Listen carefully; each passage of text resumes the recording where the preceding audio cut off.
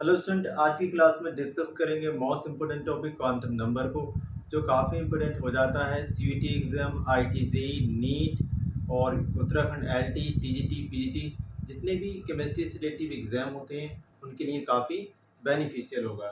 चलिए बात करते हैं क्वांटम नंबर हैं क्या। एक्चुअल में 4 क्वांटम नंबर हैं, एन, एल, एम और एस। ओके, इसको हम बोलते हैं, this is principal quantum number. ये आपके सामने है azimuthal quantum number, azimuthal quantum number. और ये हो जाएगी आपके सामने magnetic quantum number, magnetic quantum number. S को हम बोलते हैं spin quantum number, spin quantum number. Okay, तो 4 क्वांटम नंबर हैं जो कि इलेक्ट्रॉन की लोकेशन को बताती हैं। यानी ये जो क्वांटम नंबर हैं ये बताती हैं लोकेशन ऑफ इलेक्ट्रॉन। यानी ये बताएंगे कि एटम में इलेक्ट्रॉन किस जगह पड़ा हुआ है, उसकी लोकेशन क्या है, इलेक्ट्रॉन का एड्रेस के बारे में जो है ये चारों क्वांटम नंबर बताती हैं। चलिए, ये क्वांटम नंबर एराइज कहाँ से हुई थी, तो एक्चुअल में श्रोडिंगर वेव इक्वेशन को लिखते हैं हम D square psi upon D X square plus D square psi upon D Y square plus D square psi upon D Z square plus 8 pi square M E minus V upon H square, और यहाँ पर आएगा Sai equals to 0। ये जो है Schrodinger wave equation है। Okay, इसमें ये 3D के लिए होता है, एक्स और वाई जेड। ठीक है, इनसे 3 क्वांटम नंबर अराइज हुई थी, एन, एल और एम। यानी यहाँ पे principal quantum number, azimuthal quantum number और मैग्नेटिक क्वांटम नंबर अराइज होती है कहाँ से, यहाँ से। ये जो मैंने लिखा है श्रोडिंगर वेव इक्वेशन। चलिए समझते हैं वन बाई वन, इसको नोट कीजिए, बढ़ेंगे आगे। चलिए आगे बढ़ते हैं। Principal quantum number, principal quantum number को हम स्मॉल एन से डिनोट करेंगे। ठीक है, और ये बताती है name, size, energy of shell. अब आपको कुछ बातें ध्यान रखना है, देखो हमेशा ध्यान रखना। आपको मैंने बताया था एन, एल, एम और एस। देखो एन बताएगा किसको, शेल के बारे में, हमेशा ध्यान रखना है आपको। एन बताएगा शेल के बारे में, एल बताएगा सब शेल के बारे में, ठीक है, और एम बताता है किसको, ऑर्बिटल को, और एस बताता है किसको, स्पिन को। इन बातों को आपको बिल्कुल ध्यान रखना है। चलिए, तो यहाँ पे अगर हम स्पेशली प्रिंसिपल क्वांटम नंबर को डिफाइन करते हैं तो हम कहते हैं ये बताता है name, size, energy of shell. ठीक है, चलिए, जो एन की वैल्यू होती है वो 1, 2, 3, 4 और कोई भी इंटीजर नंबर होती है। ठीक है, एन की वैल्यू कभी भी 0 यहाँ पे हम नहीं लेते हैं, क्योंकि जो शेल होती है या हम उसको ऑर्बिट भी कहते हैं, जो कि 0 नहीं होती है। यहाँ पे बात करेंगे, अगर आपको directly maximum number of electron orbit या शेल में पूछता है तो फॉर्मूला होगा इसका 2n की पावर 2। n किसको बताएगा, शेल के बारे में बताएगा, राइट। चलिए बात करते हैं higher the value of n, अगर n की वैल्यू ज़्यादा होती है तो greater the distance from the nucleus. ठीक है, जैसे कि यहाँ पे हमने R1 कम है और R2 देखो ज़्यादा हो जाएगा, डिस्टेंस बढ़ रही है, इस तरह से हम इसको डिफाइन कर देंगे। अब रेडियस कैसे निकालते हैं, ये बोहर ने दिया था, आपको ध्यान रखना है। R equals to N square upon Z. N है ऑर्बिट और शेल, और जेड है उसका एटॉमिक नंबर, और ये वैल्यू है 0.529 एंगस्ट्रॉम। इसकी हेल्प से आप रेडियस को भी बता सकते हैं।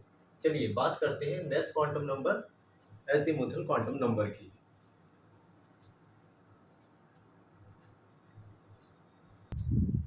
चलिए बात करते हैं second quantum number, azimuthal quantum number की।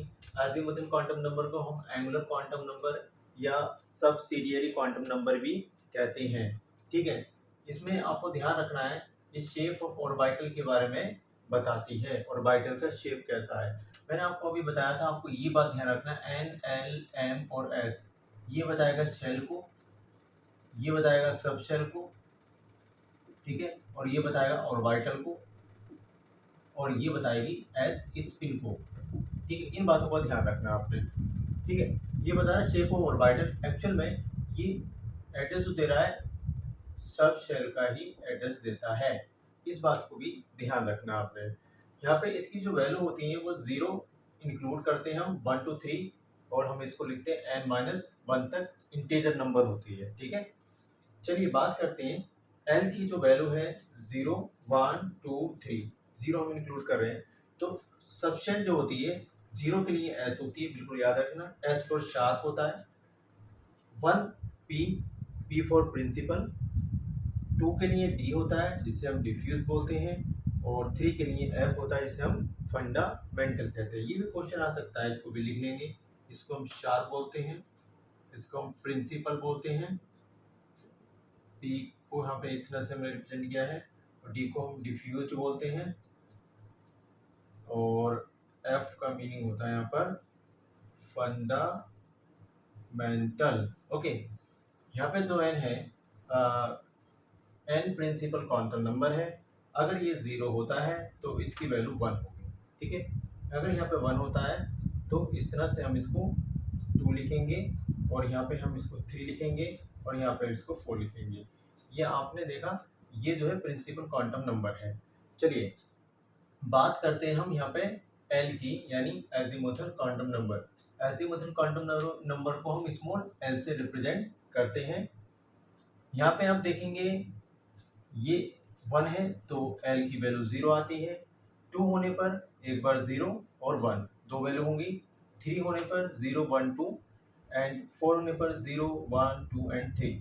अब इस बात को ध्यान से आप समझिए, यहाँ पे जो सबशेल हम रिप्रेजेंट कर रहे हैं, देखो 0 हो रही है तो मैं इसको 1s लिखूंगा, ठीक है, क्योंकि ये n जो है n की वैल्यू 1 है। अगर यहाँ पर 0 और 1 होता है तो ये दो के लिए हम क्या लिखेंगे, 2s और 2p।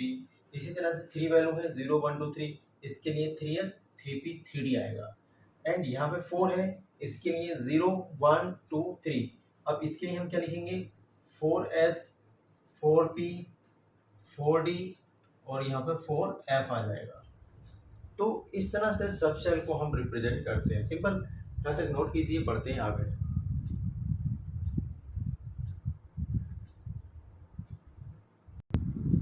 चलिए बात करते हैं third quantum number, magnetic quantum number की। इसको हम स्मॉल m से रिप्रेजेंट करेंगे। देखो ये बताता है ओरिएंटेशन ऑफ इलेक्ट्रॉन के बारे में, यह बताता है कि डिस्ट्रीब्यूशन ऑफ इलेक्ट्रॉन क्लाउड के बारे में। एक्चुअल में m बताएगा नंबर ऑफ ऑर्बिटल को, और orientation of electron in magnetic field. इन दो बातों को अपने दिमाग में आपने रखना है।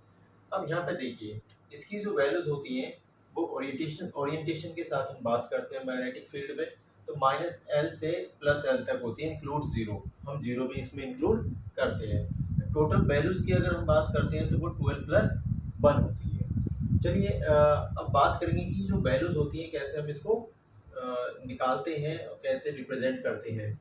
आगे बढ़ते हैं, चलिए समझेंगे वैल्यूज़ को। अगर l की वैल्यू 0, 1, 2 और हम 3 तक लेते हैं तो m की जो वैल्यू होगी यहाँ पर 0 होगी। अगर हम 1 लेते हैं तो ध्यान रखना यहाँ पर -1, फिर 0, उसके बाद आपको देखने को मिलेगा +1। इस तरह से आप इसकी वैल्यू को लेते हैं। अगर 2 होता है तो -2 लेंगे, ठीक है, फिर आप -1 लेंगे, 0 इंक्लूड करेंगे, ठीक है, +1 और +2 हो जाएगा।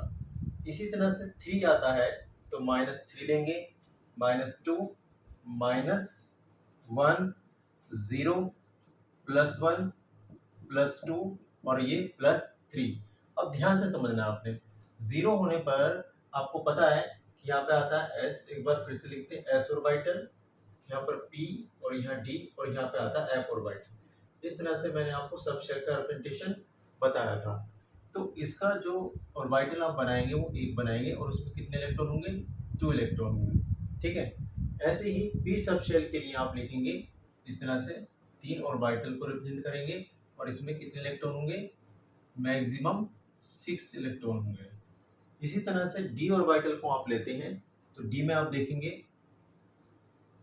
5 1 2 3 4 5 1 2 3 4 5 6 7 8 9 10 आएंगे। अगर हम बात करते हैं ऐप में तो देखेंगे ऐप में कितने होंगे 7 हो जाएंगे। क्लियर 1 2 3 4 5 6 7 इसमें 14 इलेक्ट्रॉन होंगे 1 2 3 4 5 6 7 8 9 10 11 12 13 और ये 14 इलेक्ट्रॉन हो गए। यानी आपने देखा जो एस सब सेल है इसमें 2 आते हैं, इसी तरह से पी में कितने आते हैं 6 और यहाँ पे डी में आते हैं 10 और एफ में आते हैं 14 इलेक्ट्रॉन। तो इस तरह से हम इसको रिप्रेजेंट करेंगे। चलिए नोट कीजिए, बढ़ेंगे आगे।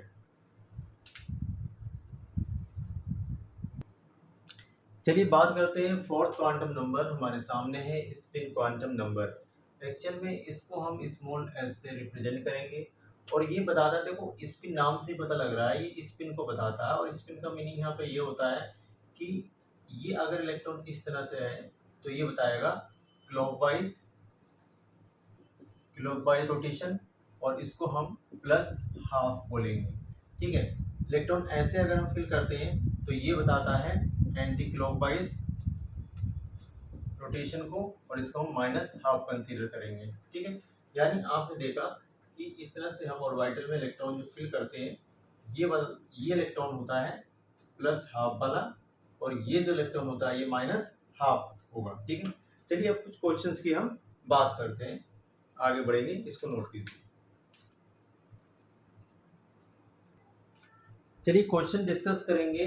क्वेश्चन में है how many subshells and orbitals are present in third shell, यानी थर्ड ऑर्बिट में पूछ रहा है। चलिए इसको बनाते हैं और अच्छे से हम इसको सोल्व करेंगे। यहाँ पे लिखेंगे आप N principal quantum number, L azimuthal quantum number, M magnetic quantum number, last में आपको स्पिन क्वांटम नंबर देखने को मिलेगी। चलिए यहाँ पे n की जो वैल्यू दी है इसने 3 दी है, यानी n बताता है शेल के बारे में या हम इसको ऑर्बिट कहते हैं। ठीक है, तो ये थर्ड ऑर्बिट में पूछ रहा है आपसे। ठीक है, थर्ड ऑर्बिट में आपसे पूछ रहा है कि सबशेल एंड ऑर्बिटल कितने होंगे। देखेंगे यहाँ पे अगर 3 होता है तो वैल्यू आप लिखते हैं एक बार 0 1 और 2, ये 3 वैल्यू आप लेते हैं इस तरह से। यहाँ पे सबशेल होती है S, यहाँ पे होती है P और यहाँ पर क्या होती है D सबशेल होती है। क्लियर, M के लिए अगर हम रिप्रेजेंटेशन करेंगे तो यहाँ पे S के लिए आप इस तरह से बनाएंगे, इसको हम ऐसे 0 लिख देंगे और एक ऑर्बिटल ऐसे दिखा देंगे। ठीक है, बात करेंगे P के लिए तो P के लिए आप लिखेंगे 1 और 1 का हो जाएगा -1 0 +1, यानी इसके लिए आप रिप्रेजेंट करेंगे ऐसे इस तरह से। डी के लिए -2 -1 0 +1 और आपको देखने को मिल जाएगा +2, यानी इसके लिए आप रिप्रेजेंट करेंगे 5 1 2 3 4 5। देखेंगे यहाँ पे क्वेश्चन पूछा है सबशेल के बारे में। देखो सबशेल कितनी आपको 3 देखने को मिलती है, एस पी और डी। तो सबशेल हो जाएगी एस पी एंड डी, यानी आपको 3 सबशेल देखने को मिल जाएंगे। दूसरा क्वेश्चन आपसे पूछा है, ठीक है, ये देखो एल जो बताता है किसको बताता है सबशेल के बारे में बताता है और एम जो बता रहा है किसको बता रहा है ऑर्बिटल के बारे में बता रहा है। तो यहाँ पे ये भी पूछा है कि ऑर्बिटल कितने होंगे, तो ये ऑर्बिटल में आप देखो काउंट कर लेंगे 1 2 3 4 5 6 7 8 9, यानी ऑर्बिटल हो जाएंगे आपके 9। ये बॉक्स भी आप काउंट कर लेंगे 1 2 3 4 5 6 7 8 9। अगर यहाँ पर ये क्वेश्चन आपसे और पूछ देता how many number of electrons, तो इलेक्ट्रॉन्स भी इजीली आप काउंट कर सकते हैं।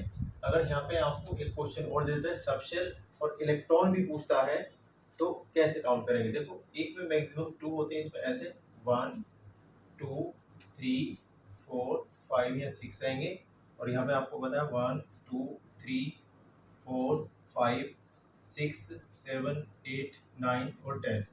तो 10 ये हो गए, और यहाँ पे 6 ये हो गए, 16 17 18।